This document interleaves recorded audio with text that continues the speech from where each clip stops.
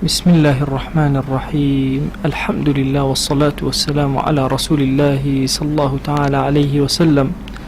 ربنا أرنا الحق حقا وارزقنا اتباعه، وأرنا الباطل باطلا وارزقنا اجتنابه. ربنا آتنا في الدنيا حسنة وفي الآخرة حسنة وقنا عذاب النار. بەڕێزان و خۆشەویستانم، لە خزمەت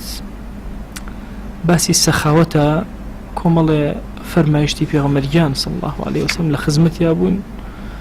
و باسی ئەومان کرد کە عیلاجی حرس و تەماع بەوە ئەبێت دوو خاڵە. ئەگەر نەتبێ قەناعەتکە، ئەگەر هەدبوو سەخاوەتکە. ئەمە مەفهومی دەواکەی ئیمامی غەزالی بوو کە بۆ ئەو کەسانەی کە حرس و هەڵپەکاری و چکە بەڕاستی حەسادەت لەمانەوە سەرچاوە ئەگرێ. کورتەکە و پوختەکەی ئەم دوو کەلیمەیە، ئەگەر هەدبوو سەخاوەتکە، ئەگەر نەدبوو قەناعەتکە. ئیتر وردە باسی سەخاوەت هاتە ئارا و ئیمامیش زۆر شتی جوانی لە سەخاوەتەوە باس کردین و دەرسەکانی پێشوو باسمان کرد. ئێستا ئەم دەرسە باسی کۆمەڵێ بەسەرهاتی خەڵکی سەخیمان بۆ ئەکە. ئێمەش لە خزمەتیا ئەبین. ئەفەرمێ ڕیوایەت کراوە لە پێغەمبەریانەوە صلی الله عليه وسلم و صحیحە کە پێغەمبەریان صلی الله عليه وسلم زۆر تونتر، سەریعتر، بەهێزتر لەو باییکەوە نێراوە مەئمورە، ئەمری پێکراوە ئادێ بڕۆ فڵانە ئیش جێبەجێ کە ئەی هەوا ڕیحی مرسەلە. پێغەمبەری خوا صلی الله عليه وسلم لەوە زۆر سەخیتر بوو، زۆر سەریعتر بوو بۆ سەخاوەت. بە حەیاتی شتێکی داوا لێ نەکراوە ئەو خۆشەویستە وتبێتی نا. پیاوێک ڕۆژێک لە ڕۆژان هات داوای لێ کرد، یا رسول الله صلی الله عليه وسلم پێم عەتاک. ئەوە دوو کێوی گەورە هەبوون، بینەکەیان پڕ بوو لە مەڕ. فەرمووی بڕۆ بینی ئەو دوو کێوە چی مەڕێتیە هەمووی بەرە بۆ خۆت. طبعا جارێک عەرزم کردن کە پێغەمبەران عەلەیهیم الصەلاة وەسەلام یەک فەرز هەیە جێبەجێیان نەکردووەش فەرزی زەکات. هیچ پێغەمبەرێ لە پێغەمبەران عەلەیهیم الصەلاة وەسەلام فەرزی زەکاتی نەبوو، نەیکرد. بۆ چونکە هەرچی هەیە بۆ قەد ئەوە نەبوو ساڵی بەسەرا بێتەوە. سەخاوەتی ئەنبیا زۆر گەورەیە. پێغەمبەری خۆشمان عەلەیه الصەلاة وەسەلام بەو شێوازە. پیاوەکە کە ئەمەی بینی ئەم سەخاوەتە لە پێغەمبەری خوا صلی الله عليه وسلم هاتەوە بۆ لای قەومەکەی، فەرمووی یا قەوم ئەسلیموا، کورە هۆ قەومەکە مسلمان بن، فإن محمدا يعطي عطاء من لا يخشى الفقر. والله شێوازی ئەبەخشێ کە کەسێ یەک زەڕ لە فەقیری نەترس. چونکە طبعا لە فەقیری ترسانەوە فێڵی شەیطانە، الشەیطان يعدكم الفقر، هەمیشە ئەتان ترسێنە بەچی بە فەقیری.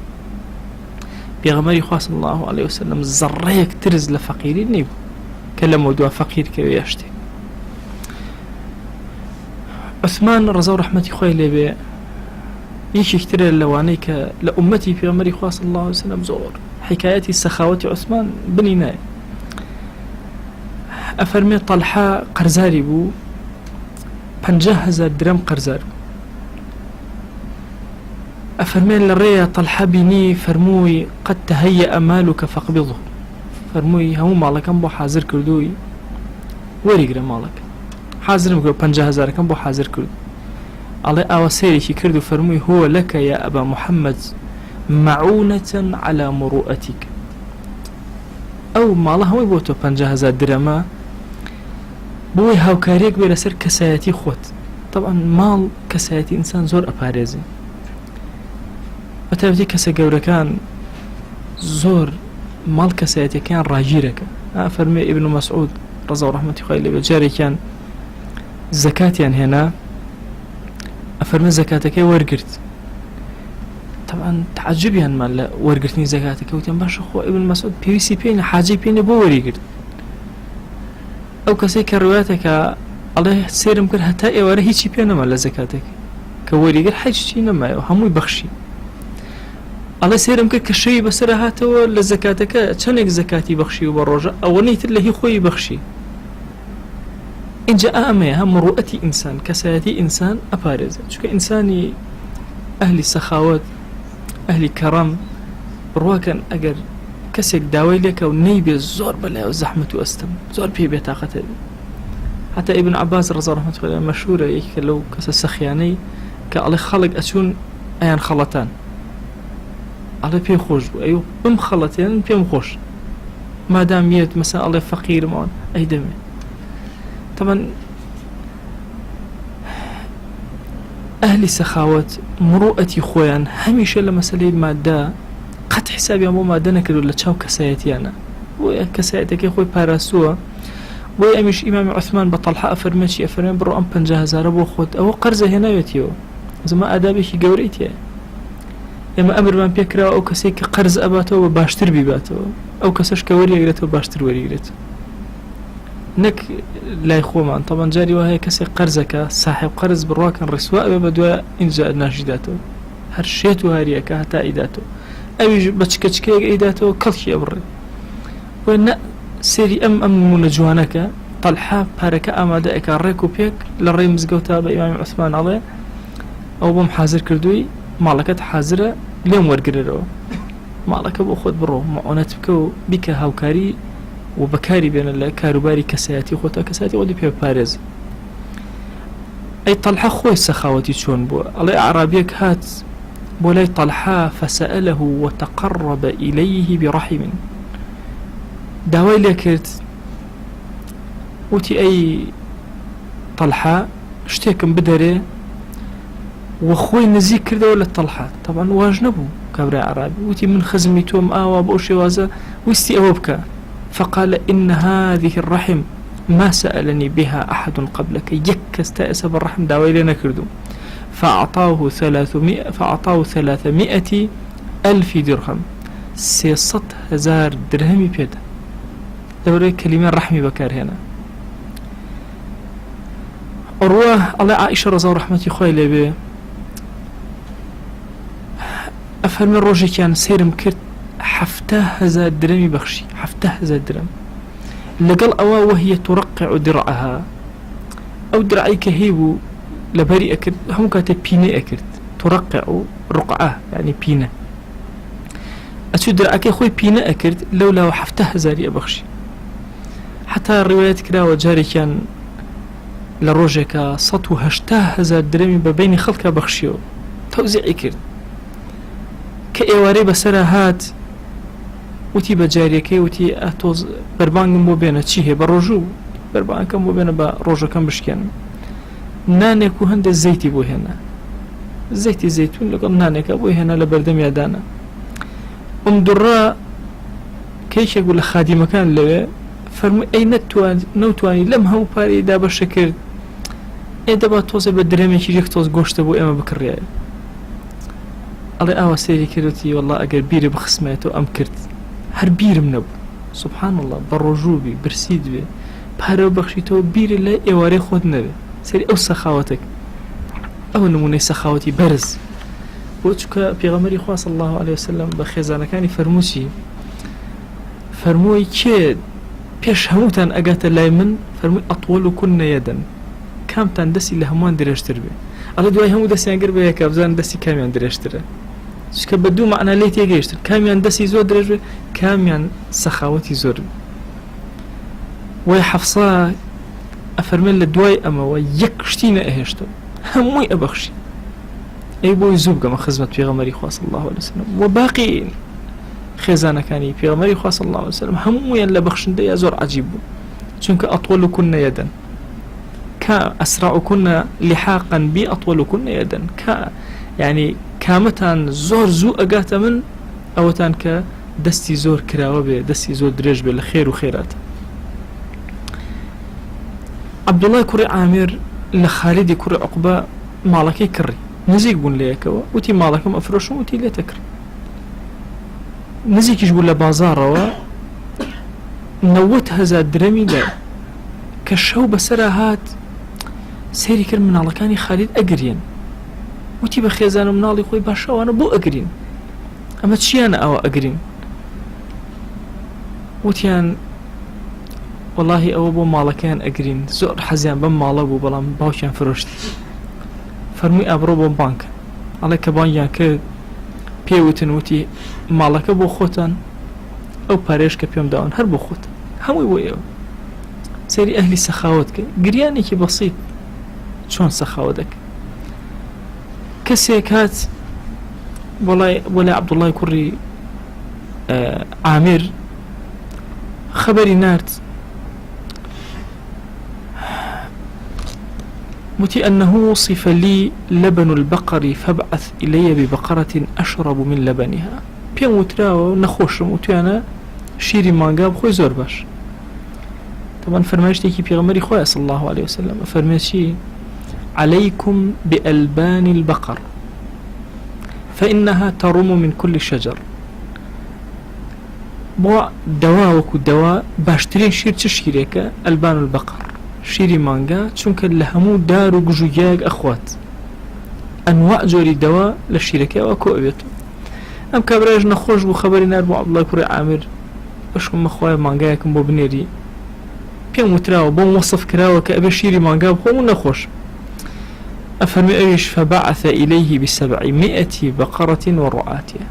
حوصات مانغا لقل شوانا كانشا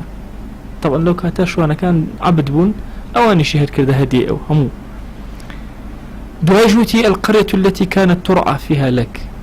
لا ديكم منطقيش أو بوبو أو مانغا وشتانيتيا بخي وكاوتي أو شربوتو همو يبوتو سيدي جوري سخاوت كس خبري شي بو ناردو نخوشي علي كوري حسن هات لاي محمد كوري أسامي كوري زيد طبعا أو زيد كوري حارثة مشهورة أسامي كوري شهر مشهورة كوريكي أو باشا بناي محمد علي كوري حسن زين العابدين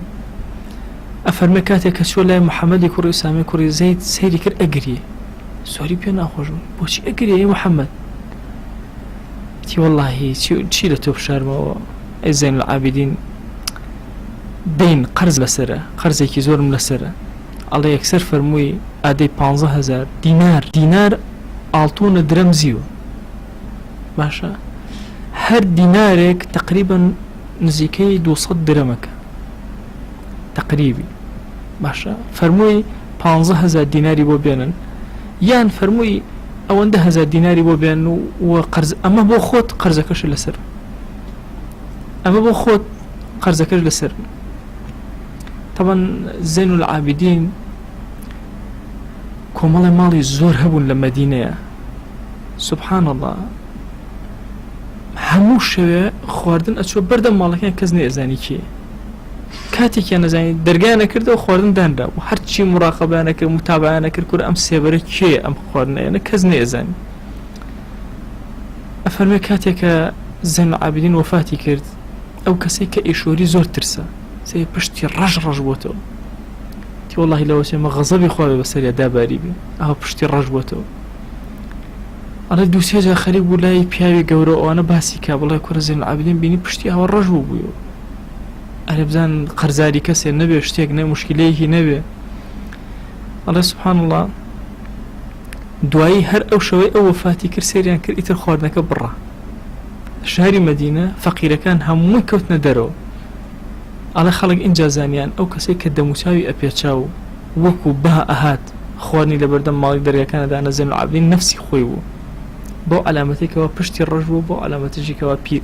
فقير وداما وكان يتخورنا كان برا لدواء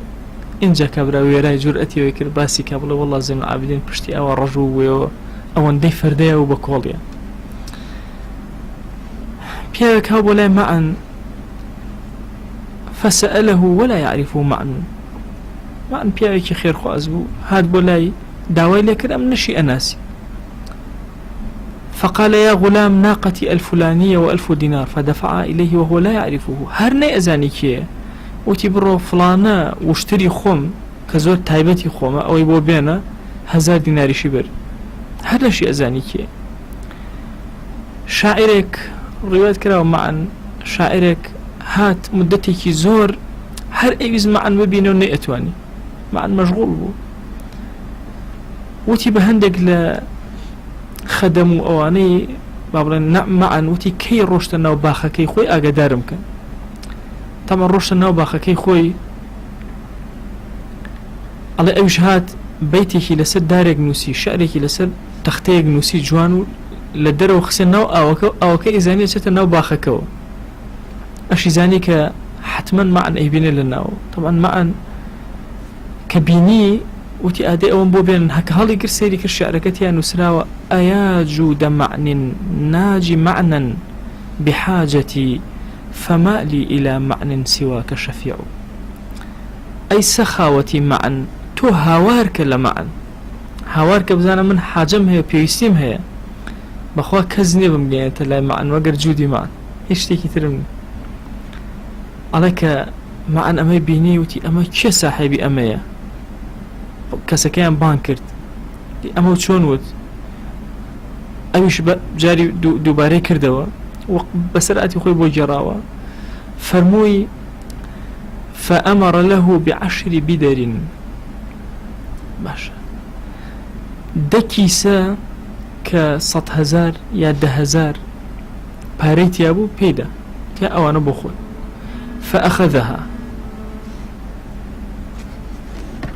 فأخذها باركي ورقرت أم معنيش هات سيري تختكي كردو خسجير فرشكي خوي روشي دوم عينا بيش شاوي كوتوا خوين ديوا أم جاراج وتي كابران بو بانكنو بويان بان كردوا 100,000 درهمی تریه پیاوەکە کە وەریگرت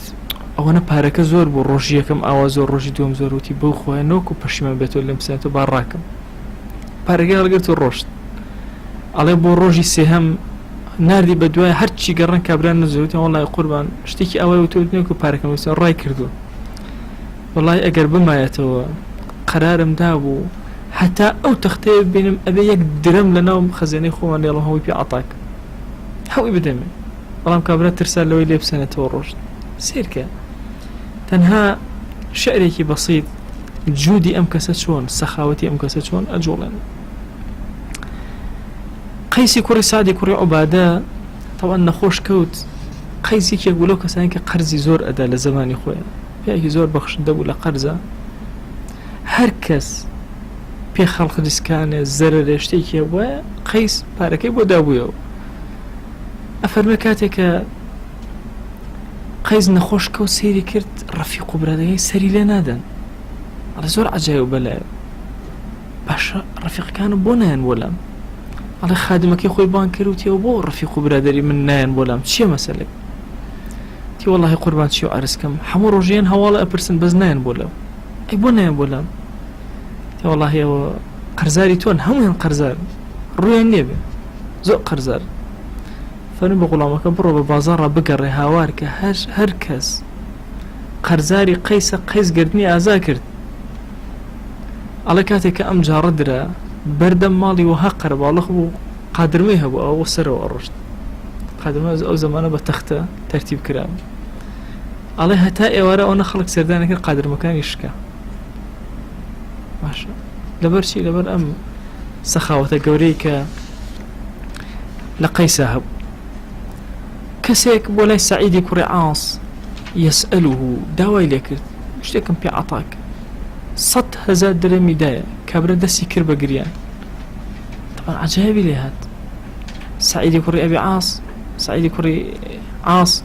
وتي بوشي أقري وتي والله بسر زويا أقريم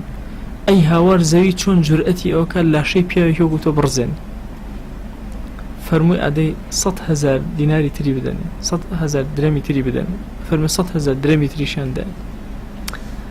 أما أنا چندين حكاياتي تر لما سلي سخاوة كان سخي كان إمام أم چند باولان چيروكو داستاني باسكر لحياتي أو كساني كواسخين تواني ويانا أما عليك هيانا لناو ضلي أنا نبي لا بس أنا نبي بيبخشن بروا كان كسي سخي يعني خواي قورا هندي دريو خيري لي أكاته وخوي تصورناك جارك لخزمت ما وصايك أبون مشتيكي بو جرامه وتي مالك أبو زور هجار بون هتيوبون وتي بياوكا كريكاري أكل بلوك يكوت خوار ويا بسريا وفاتي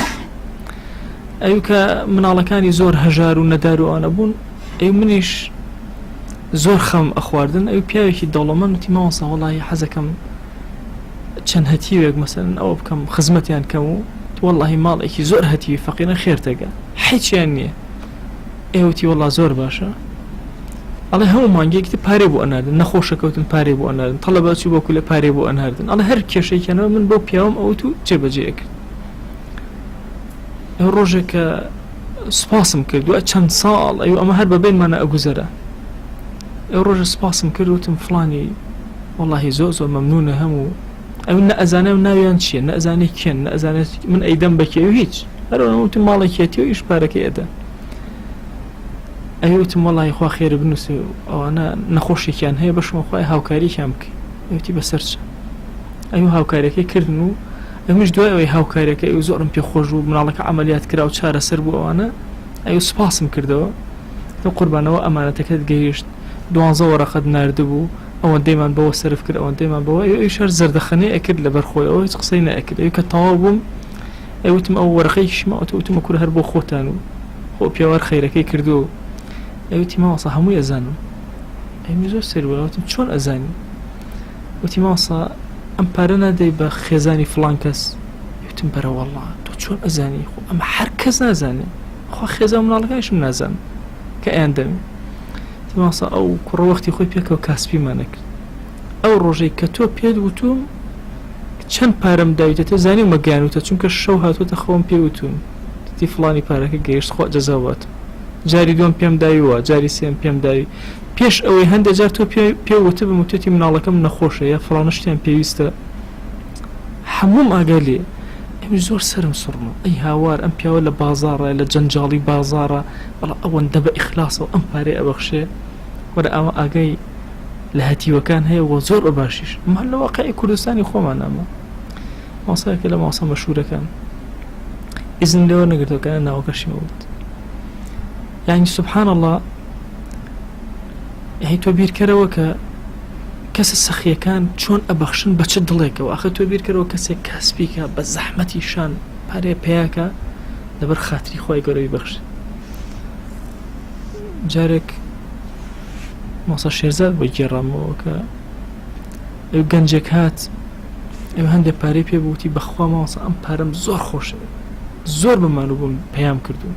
خۆش شایدە لەبەر خاتی خوا من ئەدەمەوی بەخش ئەگەنا زۆر زۆرم خۆشێ بەخوا زۆر مانو بووم لەگەڵی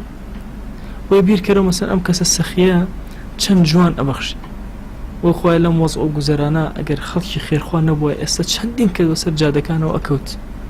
چەندین هەژار گیری ئەخۆ یعنی خەڵکی خێرخوا لە بنەوە بەڕاستی ئەلەوێ حکمەتی دین و گەورەی دینن یعنی بۆ دەرەکێ بۆ ئەگەر ئەم دینە عەزیمە نەبووایە و دڵی گەنجی موسڵمان و خەڵکی موسڵمان و دەوڵەمەندی موسڵمانی ئاوا لێ بکردایە ببەخشێ وەکی ئەهات بەهانەی ئەم هەژارانەوە بۆ حکومەت ئەوە پارەی کارەبایەکیان عەفو ناکە پارەی ئاوێکیان عەفو ناکە لە قورجیانە دەریێن باش ئەهات بەدەمیانەوە بەس تۆ بزانە چێ ئەم دینە چ نعمەتێکی گەورەی بەسەر میلەتی کوردەوە بۆخوا من يعني زۆر کە لە دوعاکانە ناتوانم دوعا بۆ دەوڵەمەندەکانی کوردستان نەکەم بەتایبەتی لەم وەزع و گوزەرانە ئەتۆ بیرکەنەوە ئەمە ئێستا ئەی کاتی گرانیەکەی پێشتر کە خەڵک هیچی نەبوو و خەڵکی خێرخوا ئەوەستا قەت ناوەسێ ئەنی ئێستا هەر ئێمە بڵێن لەم گەڕەکەیەوە هەژارێک هەیە هەموومان ئامادەین هاوکاری بکەین سەرەتا تۆزە وەزعمان باش بوو عەرەبەکان کاتێک کە بوونە ئاوارە ئەو فەزڵێکی زۆر گەورەیە بۆ کورد ئێستاش عەرەبەکان باسی ئەکەن طبعا ڕیان کردبوو ئاوارە هیچیان بەدەستەوە نەبوو فەقیر و دامەوە کەچی سێرتە کرد مەسەلەن هەر ئەچوونە گەڕێکێکەوە خەڵکی گەڕەکە هەر هەبوو هەر یەکەی شتێکی بۆ بردن ماڵەکان بۆ تەکمیلە ئەکرد کەم فەزیلەتێکی زۆر گەورەیە بۆیە بەڕاستی گەلی کوردیژی کە لەو گەلانەی کە بەڕاستی پێویستی بە پیاوی سەخی هەیە پێویستی بە کەسی گەورەی سەخی هەیە پێویستی بەوەی ئەها صفەتی سەخاوەت بڕواکەن لە ماڵە لە مناڵە نابلوسی شتێک ئەگەڕێتەوە ئەڵێ باوکێک هەر پارێک و ئەکردەوە هەر پارێک و ئەکردەوە نەی ئەبەخشی ئەڵێ دوای یەکێک لە ئەولادەکان ئەڵێ زۆر ئارەخۆر و ئەوانە بوو ئەڵێ هەموو جارێک کە پێشێ لە عارەقی خۆردەوە ئەو ئەمە بۆ ڕەحیانەتی باوک ئەڵێ پارەکەی باوکی کە بۆی مابووە ئەو شەپڕی شیپانی پێ ئەکرد ئەوەشی ئەوت بەرامبەر بە باوکی کە خۆی نەیتوانی بیکاتە خەیر و خەیرات و لە پێش خۆیەوە بڕوە بابی سەخاوەت هەرچی تیا بڵێن کەمە هەمومان ئێستا یەک کۆمەڵ نمونەمان هەیە اینجا وا تەسەوور نەکە ئینسان بۆ خۆیە کە بەخشی لێ کەمە بێت ئەها بیلال فەقیرە زۆر فەقیرە پێغەمبەری خوا صلی الله علیه وسلم چی پێفەرمووی ئەنفق یا بیلال ولا تخش من ذی العرش إقلالا كرة ببخشة أي بلال نترسي خاوني عرج لو كم كاتو لو كم ناكات بوك زيادة ببخشة. أفرمي إمام علي رضا ورحمة خوي لي على جارك دانشتب ولا برهواني خويا على بياكي هجار هاد داوای لێ کرد شتێکم پێ عتاک ئەڵێ ئەویش خەبەری نات فەرمووی درەمێکم بۆ بێنن با بیبەخشم ئەڵێ مناڵەکانی قسەیان کرد وتی ئەمە خۆمان هەر 6 درەممانێت تۆ درەمێکی چی ئەبەخشی ئەڵێ فەرمووی مادام ئەو قسەیان کرد و هەر 6یم بۆ بێنن ئەڵێ هەر 6 درەمەکەی بەخشی ئەڵێ هەر لەوێ دانیشتو بوو پیاوێک لێوە تێپەڕی وتی ئیمام ئەم ئەسپە جوانم هەیە نایکڕی ئەڵێ وتی ئەیکڕم بەس پارەم نییە وتی قەی ناکە بە قەرز وتی دێ لەوێ بەسەرەوە ئەڵێ بەستی ئەو ڕۆشت ئەڵێ تۆزێکی تری پێچوو هەر لەگەڵ مناڵەکانە یاریەکرد نەفەری هاوتی قوربان ئەم ئەسپە جوان نافرۆشی ئەڵێ لەوی کڕی بە 140 درەم ئەڵێ وتی باوتی بەچە وتی بە 200 درەم وتی ئەو ماڵم ئەڵێ یەکسەر لەوێ 6 درەمی بۆ هات ئەڵێ کە پارەکەی دایە کابرا ئەڵێ 140 ئەوی جیا کردەوە 6 ناردەوە ئەڵێ مناڵەکان سەریان سڕۆ هەموو هاتنە دەرەوە خێزان و ئەوانە وتی ئەوە چی بوو هەر کەس لەبەر خاتی خوا بەخشی یەک بەدەل لایەنی کەمێتەوە شوێن یا ئەو ڕێوایەتەی کە ئەفەرمێ جارێک سەحابی محەممەد سعید خۆی گەورە شیفای بۆ بنێرێ ئەیگێڕێتەوە ئەفەرمێ خێزانی حەزی لە هەنارێک بوو ئەفەرمێ 1 درهەمی هەبوو چوو هەنارێکی پێکڕی هەنارێکی جوان ئەڵێ کەسێکی هەژار داوای لێ کرد ئەڵێ ئەویش کردی بە دوولەتەوە لە تێکیە بە هەژارێک لە تەکەی تری هێناوە بۆ ماڵ و مناڵ ئەڵێ ئەوەنەی پێ نەچوو سێری کرد کەسێک ئیستیزانەکە داواکە کە مۆڵەت هەیە ئەڵێ کە چوو بە دەمیەوە سێری کرد پیاوێکە و توورەکەیکی پێ ئەڵێ وتی فەرموو وتی وەڵڵی قوربان ئیمام ئەلێەوە تێپەڕیم پیاوێک خەڵکی ئێرە نەبوو جلەکانیش لە جلێ غەریب نەئەچوو تەبوو تۆزی پێوە نیشت بێ جلێکی زۆر جوانی لەبەرا بوو ئەم کیسە هەنارەیەمێوەتی بێ بە ئیمام ئەڵێ ئیمامیش دەستی کرد بە ژماردنە سێکرد 9 دانن تی کوا ئەوی تریان هەڵێش کابراوەتی ئیمام وحی بۆ هات تی نا وحیم بۆ نەهات وعدی پێغەمبەری خوا صلی الله علیه و سلم درۆیتیان نییە فەرمووی یەک بەدەن نابێ یەک بە 9 من بە ئیخلاسەوە ئەو هەنارەم بەخشیوە ئیلا هەبێت دەبێتەوە شوێنی نەبێت 9 بێت ئەڵێوتی ئیمام فریان نەکەوتم قسەکەم بکەم بەخوا دانێکیان متمانم ئەوەنە بە تۆ هەبوو کە عەفوم ئەکەی زۆر حەزم لێ بوو دانێکیانم خۆت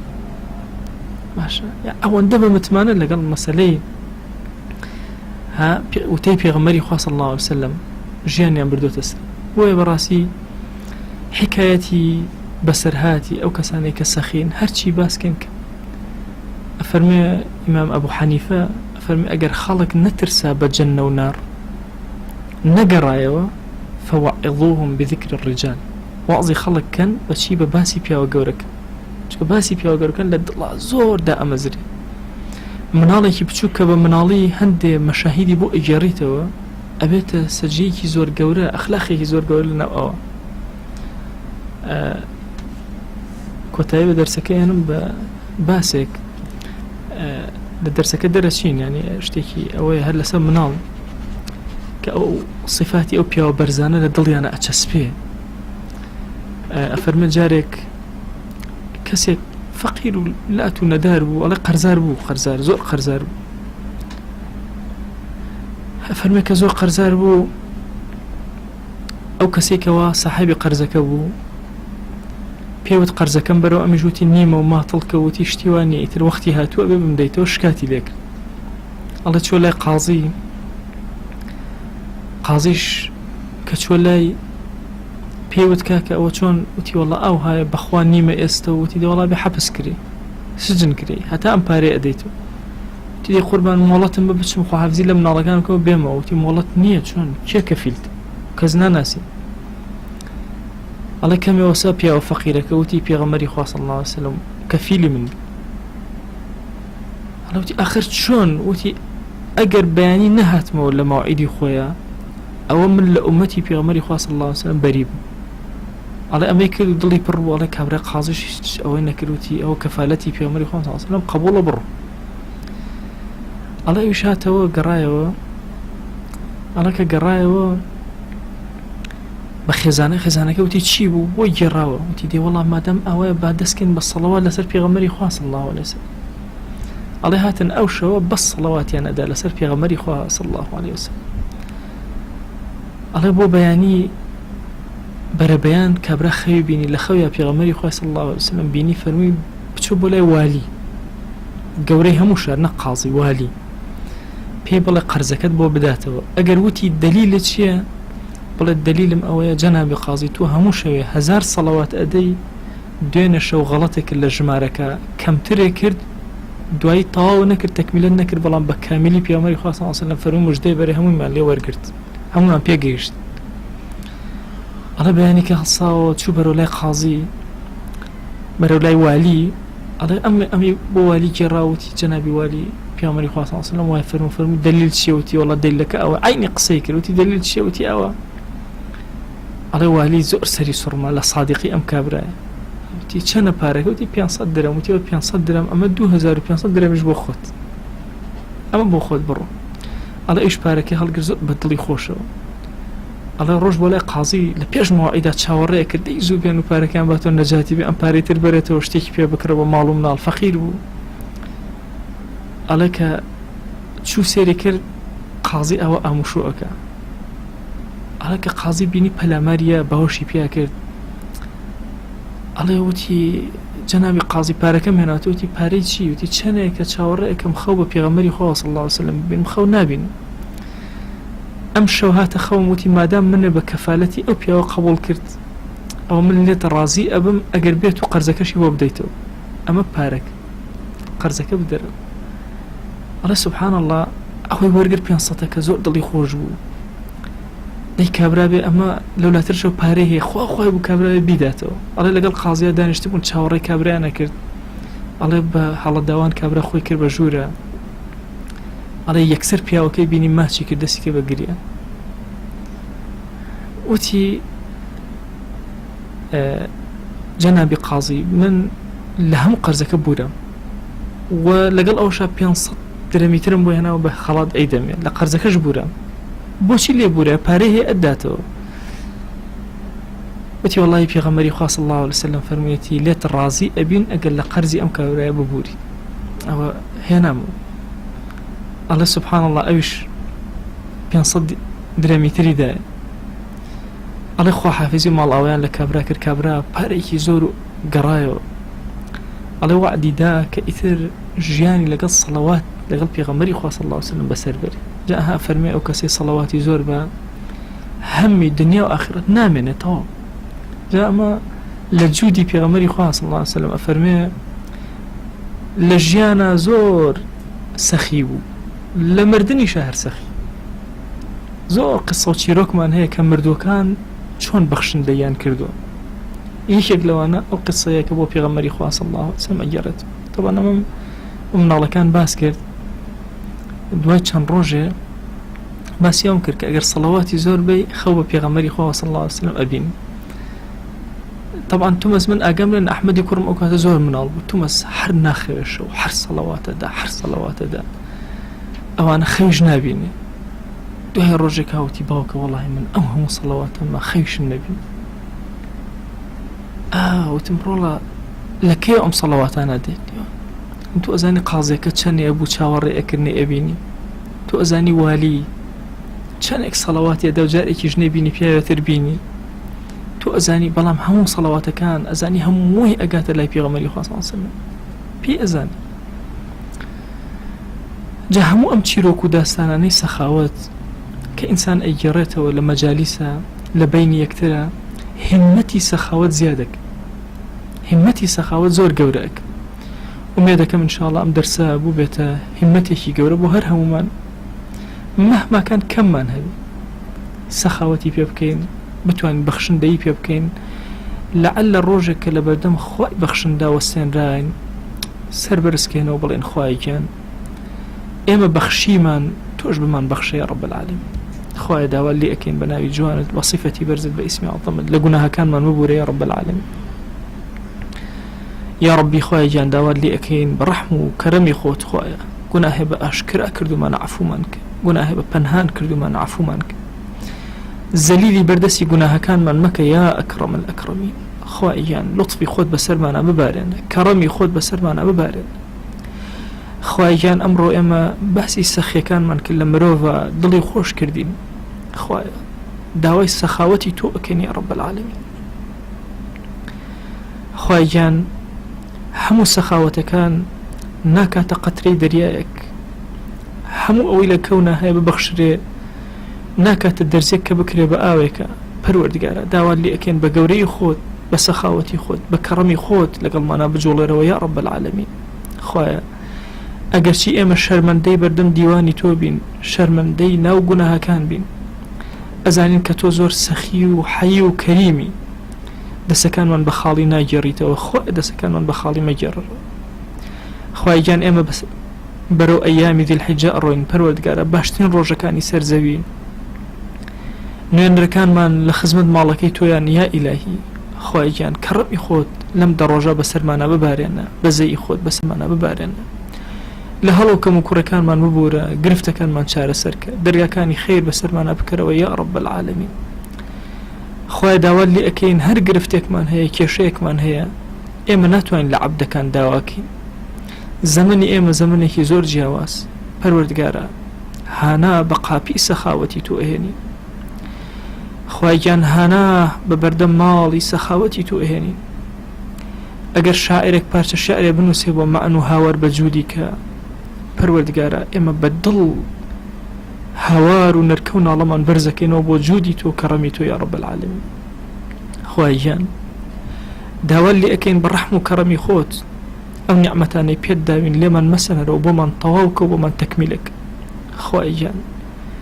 داوات لێ ئەکەین ئێمە لەبەر خاتی تۆ لەم شوێنە کۆ ئەبینەوە، ئەم دەرسانە لە خزمەتیانە ئەبین و لە خزمەت ئەم پیاوە گەورانە ئەبین. خوای لە خزمەت ئەم پیاوە گەورانە حەشرمان. خوای ئێمە زۆر بێشەرمیمان بەرامبەر بە پێغەمبەری خوا صلی الله علیه وسلم کردووە، زۆر جەفامان لەگەڵ ئەوە کێشاوە، زۆر کات هەبووە ناویمان بیست و سەڵاواتمان لە دیداری نەداوە، زۆر کات هەبووە سونەتەکانی ئەومان فەرامۆش کردو، زۆر کات هەبووە نەمانتوانیوە حەق و مافەکانی ئەو بەسەر خۆمانەوە جێبەجێک. ئیلاهی داوات لێ ئەکەین سەلامی ئەم مەجلیسە ئێمە بگەێنە پێغەمبەری خوا صلی الله علیه وسلم. یەکێک ناومان لە خزمەتیا بێنە یا ئەکرەم الئەکرەم. خوای گیان هەرچی وشە هەیە هەر هەمووی ئەکەینە سەڵەوات و بۆ دیداری خۆشەویستی ئەنێرین یا ئەکرەم الئەکرەمی. خوای گیان لەم ئێوارە وەختەیە کە ئەعمالەکان بەرزە بنەوە، پەروەردگارە داوات لێ ئەکەین ئەعمالەکانی ئێمە پڕ بە سەڵەوات بە خزمەت پێغەمبەری خوا صلی الله علیه وسلم بگەێن. بمان گێڕە لەو عەبدانەی کە پێغەمبەری خوا صلی الله علیه وسلم ببینیان دڵشاد دەبێ. خوای ممان گێڕە لەو عەبدانەی کە دڵی پێغەمبەری خوا صلی الله علیه وسلم ئازارە دەن. یا ربی خوایە داوات لێ ئەکەین بە ناوی جوانت، بە صیفەتی بەرزت، بە ئیسمی عەظەمت، یا کەریم یا کەریم یا کەریم. داوای کەڕەمت لێ ئەکەین لە هەموو شتێکە یا رب العالمین. بەخوا پەروەردگارە ئێمە زمانمان کولە لە دوعایە، نازانین چۆن بپاڕێنەوە، نازانین چۆن بلاڵێنەوە. داوای حەسەنەی ئەم دنیا و حەسەنەی ئەو دنیات لێ ئەکەین. هەر چاکەیە بە زمانی پێغەمبەری خوا صلی الله علیه وسلم هاتووە داوای لێ کردووی، خوای ئێمەش داوات لێ ئەکەین و پێمان عەتاک. هەر خراپەیەک ئەو خۆشەویستە پەنای پێگرتووی، خوای ئێمەش پەنات پێئەگرین. یا ربی خوای عاقبەتمان خێرکە، تو گەورەی خۆت لەسەر ئەم دینە بمانژێنە، لەسەر ئەم دینە بمان مرێنە. خوای گیان دوورمان مەخەرەوە لەم دینە یا ئەکرەم الئەکرەمین. شیرینی ئەم دینە لە دڵمانە زیاتر کە یا رب العالمین. خوای داوات لێ ئەکەین بەزەی خۆت بەسەرمانە ببارێنە، بمان گێڕە لەو عەبدانەی کە تۆ لێیان ڕازیت. خوای گیان تو گەورەی خۆت لێمان ڕازی بە. خوای گیان ئەگەرچی خەجاڵت بارین لە بەردەم گوناهەکانە، وەڵڵاهی پەروەردگارە ڕووی دڵمان نییە بەرزیکەینەوە بۆ لای تۆ. بە کەڕەمی تۆیە ئەنازین، بە سەخاوەتی تۆیە ئەنازین، بە حەیای تۆیە پەروەردگارە، بە شەرمی تۆیە ئەنازین کە عەبدەکان دەستیان بەرزکەنەوە تۆ شەرمەکەی لەوەی دەستیان بگێڕیتەوە. خوای گیان دەستی گونەهباری ئێمەش مەگێڕەوە، دوعاکانمان قبوڵ کە یا ئەکرەم الئەکرەمین. خوایە هەر کەسمان گرفتێکی بۆ چارەسەرکە. یا رەبی پەروەردگارە ڕەحم و بەزەی خۆت بەسەر دەوڵەمەندەکانی ئەم وڵاتی ئێمە ببارێنە. خوای ڕزقی حەڵاڵیان زیاد کە، حەڵاڵ لە بازاڕەکانمانە زۆر کە، بەزەی بەسەر فەقیرەکانمانە ببارێنە. خوایە بەزەی بەسەر فەقیرەکانمانە ببارێنە. خوایە ئێمە لە زەمانێکە ئەژین پەروەردگارە كافران أنواع بيلانيان بو إما داناو پروردگارا تو خود بيلانكان نبوچل كرو خواهيان إما لحيلي أوان تيناگين لحيلي أوان ناگين پروردگارا تو بقوري خود آگري شر أوان لسر إما بكو جانرو يا رب العالمين خواهيان داوال لي أكين بكرمي خود ببزي خود برحمي خود خوايا رحم بسر أما جساب بارنا لقناهي دايكو باك منوبور خواهيان لقناهي دايكو باك منبور يا أكرم الأكرمين خواهيان لقناهي ما وصاو قتابي كان منبور لقناهي خيزان ومنان منبور لقناهي براوخش كان منبور پروردگارا لقناهي دراوسي كان منبور لقناهي رفيقو حوالا كان منبور هركز ما فيكي بس ما لقناهي ببور خواهيان خواهي داوال لي أكين بناوي جوانت بصفتي برزت باسم عظمت يا ربي خواهيان لقيامته أول خدمة بيغمبري خواه صلى الله عليه وسلم كومان كرو خواهيان لقيامته لخدمتي بيغمبري خواه صلى الله عليه وسلم كومان كرو يا ربي خواه داوال لي أكين سپارده لای تو زاینا به ایمانی خو ما سپارده تو اکین حیا و حرمت ما سپارده تو اکین اخلاق برزکان ما سپارده تو اکین شخصیت و کساتی ما سپارده تو اکین خواه داواد لی اکین بگوری خود پیلان و طلقی دجنان لسر من لا بر یا اکرم الاکرمین چاوی دجنان من لی کویر که یا رب العالمین یا ربی خواه ایان بمان كره خزمت كارك الراستقيني ام دينا برايتي لبين مسلماننا زياد كيا الهي اخلاص لظلمنا زور كيا الهي خويا داوال لي أكن بقوري خود پروردگارا برحمي خود بكرمي خود خويا ام دعانا من لقبولك يا الله خويا بخوا املا وجوانا پروردگارا دسي دعا برزناكن وبلايتون به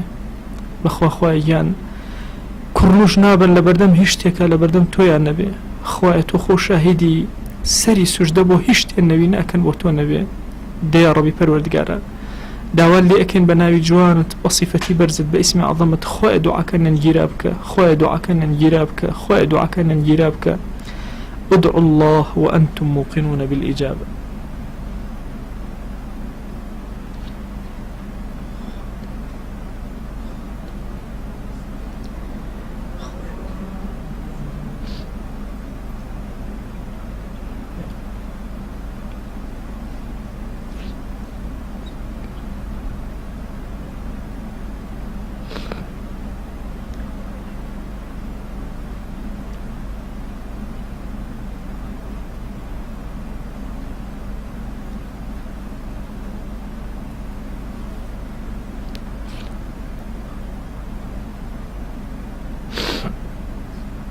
آمين آمين والحمد لله رب العالمين. ده الصلوات دين سر بيغمرجان صلى الله عليه وسلم وكوتاي بدرس كمان يعني اللهم صل على سيدنا محمد وعلى آله وصحبه وسلم. اللهم صل على سيدنا محمد وعلى آله وصحبه وسلم. اللهم صل على سيدنا محمد وعلى آله وصحبه وسلم. اللهم صل على حبيبنا محمد وعلى آله وصحبه وسلم. اللهم صل على حبيبنا محمد وعلى آله وصحبه وسلم. اللهم صل على حبيبنا محمد وعلى آله وصحبه وسلم. اللهم صل على شفيعنا محمد وعلى آله وصحبه وسلم. اللهم صل على شفيعنا محمد وعلى آله وصحبه وسلم. اللهم صل على شفيعنا محمد وعلى آله وصحبه وسلم. اللهم صل على شفيعنا وشفيع ذنوبنا وطبيب قلوبنا ونور أبصارنا محمد وعلى آله وصحبه وسلم تسليما كثيرا أبدا إلى يوم الدين.